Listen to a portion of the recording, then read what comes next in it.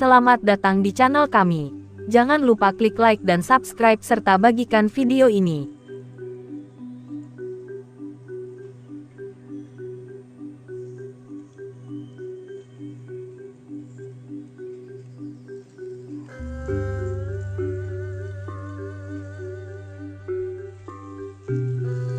Sepanjang sejarah berdirinya Kerajaan Majapahit, terdapat dua pemimpin perempuan.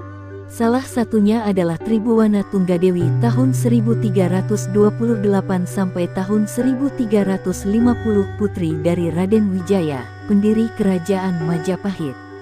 Selain Tribhuwana Tunggadewi, pada akhir kekuasaan Majapahit, terdapat satu perempuan yang kembali menempati posisi ratu, yaitu Dyah Suhita atau Ratu Kencono Wungu. Ratu Kencono Wungu pun menjadi pemimpin perempuan terakhir di Kerajaan Majapahit. Lantas, siapa itu Ratu Kencono Wungu atau Ratu Suhita? Asal-usul Dyah Suhita. Menurut N.J. Krom, Ratu Suhita atau Dyah Suhita merupakan putri dari Bre Wirabumi. Hal ini berbeda dengan kitab Pararaton, yang menjelaskan bahwa Dyah Suhita merupakan cucu dari Bre Wirabumi. Pendapat lain menyatakan bahwa Dyah Suhita merupakan putri penguasa kelima Majapahit, Wikramawardhana tahun 1389 sampai tahun 1429 dari selirnya. Ada juga yang menyatakan bahwa Dyah Suhita merupakan anak dari Wikramawardhana dengan Kusumawardhani. Sedangkan pendapat paling kuat menjelaskan bahwa Dyah Suhita adalah anak dari Wikramawardhana, yang memperistri putri kakak ipar sekaligus musuhnya. Terlepas dari perbedaan pendapat terkait asal-usulnya, Dyah Suhita merupakan putri yang menikah dengan Aji Ratnapangkaja.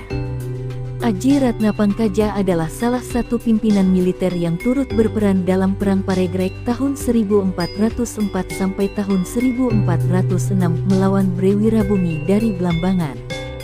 Baca juga Kerajaan Majapahit, Sejarah, Raja-Raja, Keruntuhan, dan Peninggalan.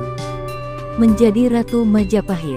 Setelah Bre Wirabumi kalah dalam Perang Paregrek dan terbunuh pada 1406, Wikramawardhana memimpin Majapahit hingga 1429. Sepeninggal Wikramawardhana, terjadi kebingungan siapa yang berhak memimpin Kerajaan Majapahit.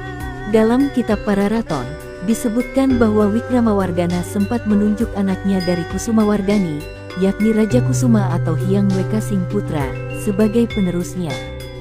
Namun, Hyang Wekasing Putra mati muda. Begitu pula dengan putra Wikramawardhana dari selirnya, Bre Tumapel, yang juga meninggal. Keturunan Wikramawardhana hanya tersisa Dyah Suhita dan Bre Kertawijaya, yang sama-sama dari selir. Akhirnya, Dyah Suhita ditunjuk sebagai pemimpin Majapahit karena lebih tua dari Bre Kertawijaya. Dyah Suhita dilantik menjadi Ratu Majapahit pada 1429. Ada pendapat yang menyatakan bahwa Dyah Suhita merupakan orang yang sama dengan Ratu Kencana Wungu. Bersama suaminya, Aji Ratnapangkaja, yang bergelar Batara Parameswara, Dyah Suhita memerintah Majapahit dari 1429 hingga 1447. Selama memimpin Kerajaan Majapahit, Dyah Suhita kembali menghidupkan kearifan lokal yang terabaikan karena polemik politik. Selain itu, ada pendapat yang menyatakan bahwa di era Dyah Suhita, kekuasaan atas Nusantara secara berangsur-angsur kembali ke Majapahit. Dyah Suhita juga mendirikan bangunan pemujaan di berbagai lereng gunung sebagai punden berunda, seperti di Gunung Penanggungan, Gunung Lawu, dan lain sebagainya. Meninggalnya Dyah Suhita. Dyah Suhita menjadi Ratu Majapahit selama 18 tahun, hingga meninggal pada 1447.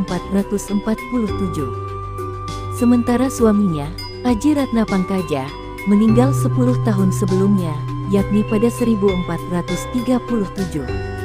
Sepeninggal Dyah Suhita, Kerajaan Majapahit dipimpin oleh adiknya, Bre Kertawijaya atau dikenal dengan Brawijaya. Hal itu karena Dyah Suhita dan Aji Ratnapangkaja tidak dikaruniai anak.